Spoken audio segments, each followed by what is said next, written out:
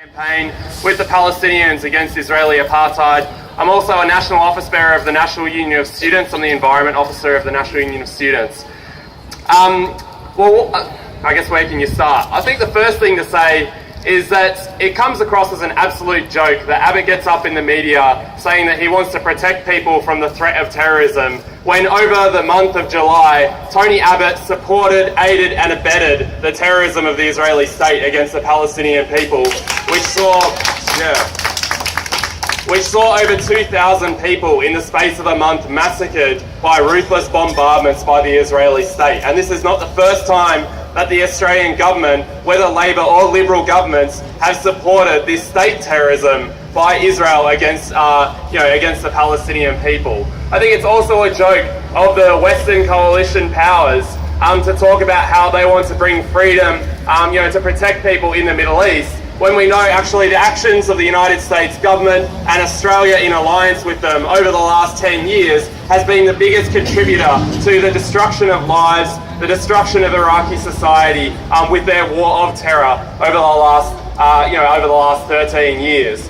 So seeing all this rhetoric by Tony Abbott, we know that we don't take anything seriously that Tony Abbott says. But on top of that, it's absolutely disgusting that a government which for the last 12 months has been going on about how we need to cut money from education, we need to cut money from healthcare, we need to cut money from welfare services, a government which has said to people who are on the pension that you need to live by eating cat food, a government that has said to people working that we're going to make you work until you're 70 years old, that says to the unemployed that we're going to starve you of income support for 6 months. This government saying we have no money, there's a budget crisis, can then immediately turn around and spend $500 million waging war in Iraq and increasing the funding to institutions like ASIO and the Australian Federal Police by $600 million to carry out this terrorising of Muslim brothers and sisters in the community. It's absolutely shameful that we live in a society where a government can say that, get away with these sorts of things. It is an absolutely bigoted, racist campaign, and it's important that we're all uniting to stand up against this racism from the federal government towards Muslims.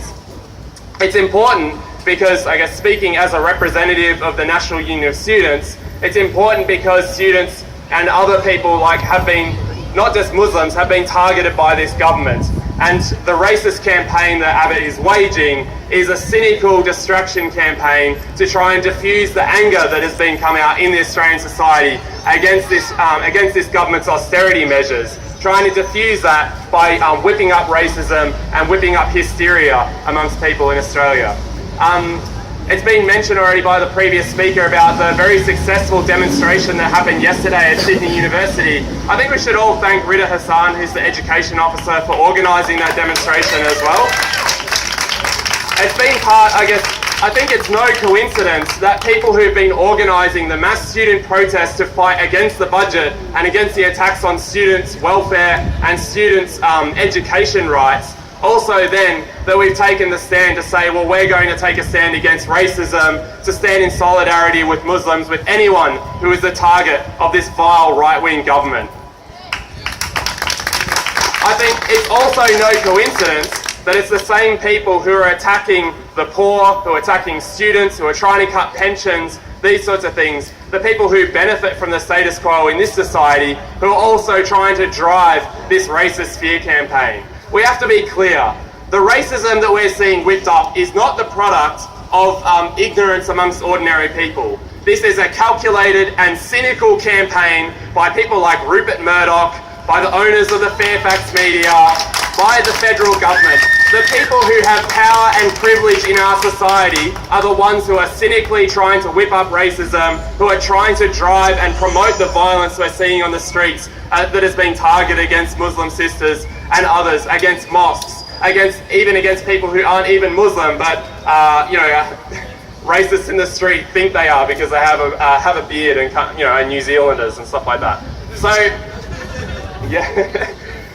So I guess I just want to finish by saying it's fantastic to see people coming out in this show of solidarity. We're not alone. There's been protests all around the country against this racist fear-mongering by Tony Abbott and the media in Australia. And this is not the end. This is just the beginning. We're going to have to keep fighting, keep coming out on the streets to stop racism and stand up against the agenda of this